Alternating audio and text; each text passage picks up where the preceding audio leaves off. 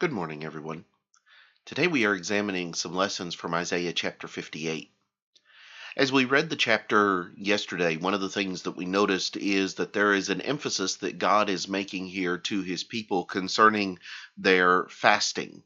And there's questions that are coming up from the people and those that uh, are in some ways trying to do what is right as to why they're fasting and God is not doing what they want him to do, or God is not responding the way that they want him to respond.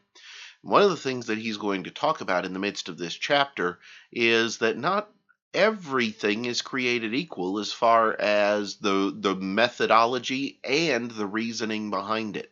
So let's look at some of the things that he says here in the midst of chapter 58. When you come to verse 3, we read, "Why have we fasted, they say, and you have not seen? Why have we afflicted our souls, and you take no notice? In fact, in the day of your fast you find pleasure, and exploit all your laborers. Indeed, you fast for strife and debate, and to strike with the fist of wickedness. You will not fast as you do this day, to make your voice heard on high." They've asked God why it is that he isn't hearing their fasting. He says, because you're doing it wrong.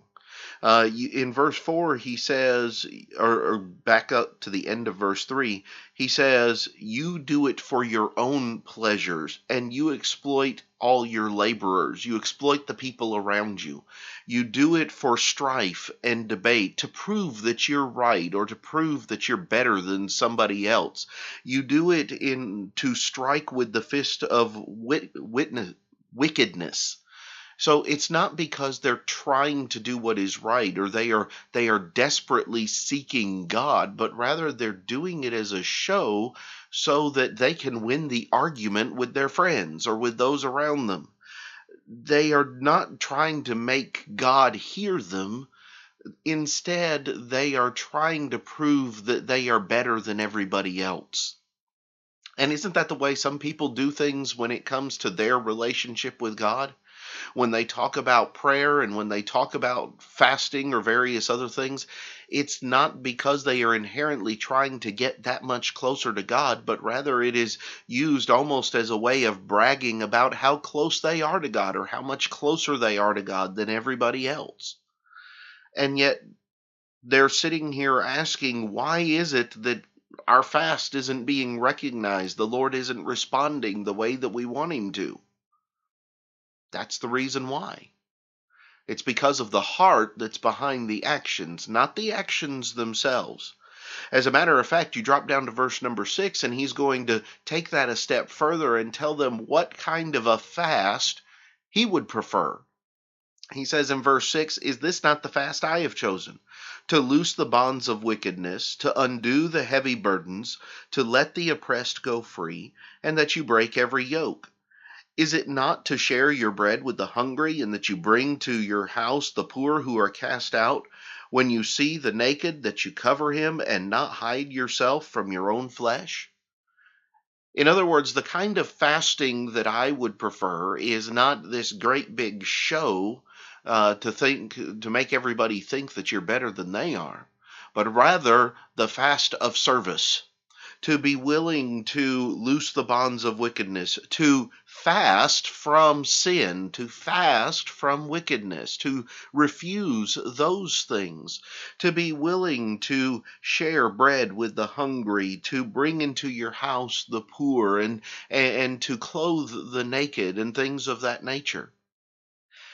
It's in some ways reminiscent of the statement that Jesus would make in Matthew chapter 25 concerning those who would be found faithful between the sheep and the goats. And it was those that would take care of others around them. Now, are those the only things that are important?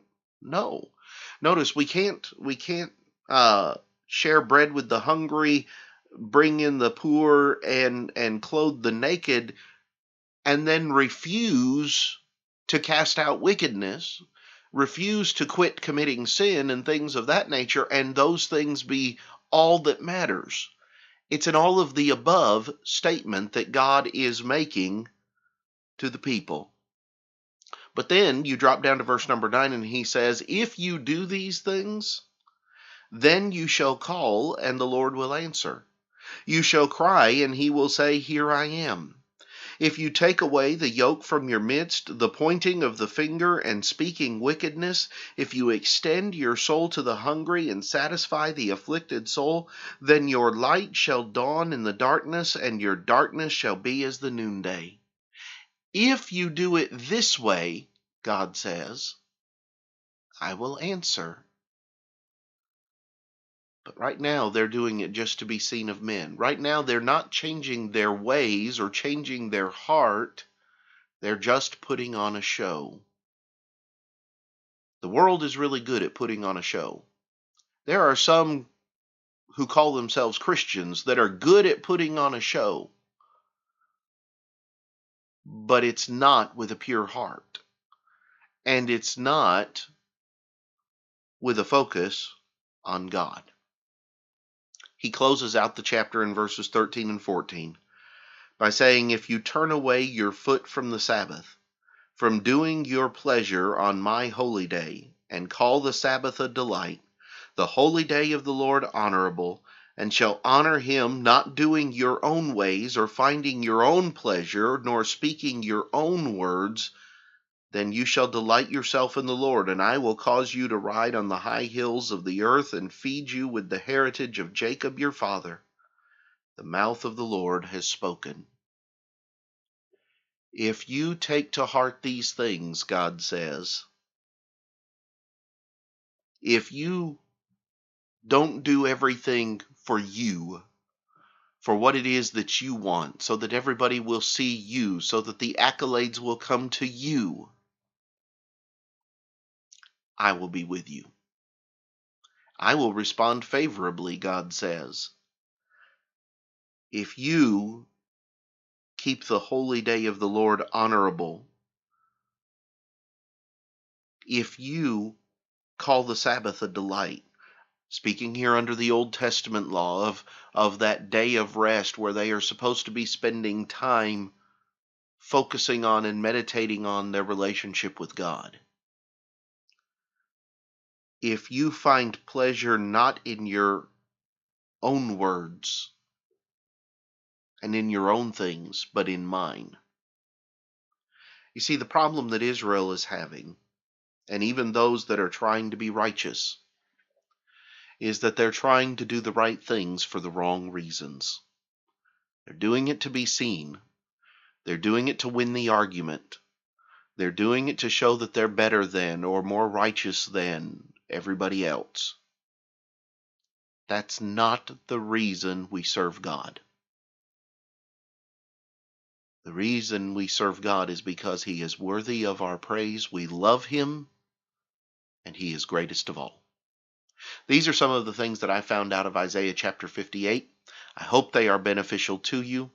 And next time, we will come back and we will begin an examination of Isaiah 59. But until then, I hope you have a great day.